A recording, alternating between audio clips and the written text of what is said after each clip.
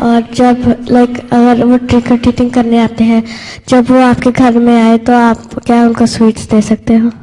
اگر وہ تمہیں چپیڑے مارتے ہیں تو دے دو ان کو. بعض دفعہ ایسے بھی ہوتے ہیں نا، بڑے فیریس ہو جاتے ہیں، مارتے ہیں، گالیاں نکالتے ہیں، نہ دو تو اپنی جان چھڑانے کے لیے ایک چاکلیٹ کا ڈبہ ان کو دے دو.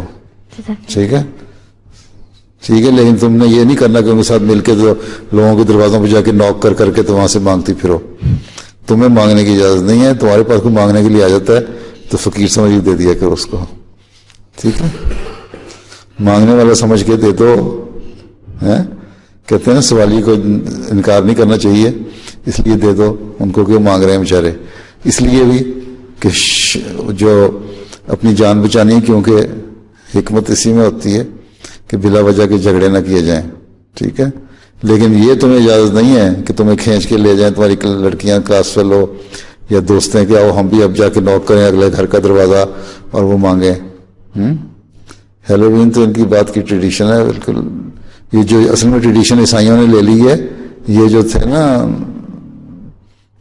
انفیڈلس جو پیگنز یا اس قسم کے پرانے ٹریڈیشنل مذہب ان کے یا کسی کا مذہب نہیں تھا، ان لوگوں کی ٹریڈیشن ہے یہ. عیسائی تو جہاں جاتے ہیں وہی ٹریڈیشن لے لیتے ہیں نا، ہم نے تو نہیں لینی. ٹھیک ہے.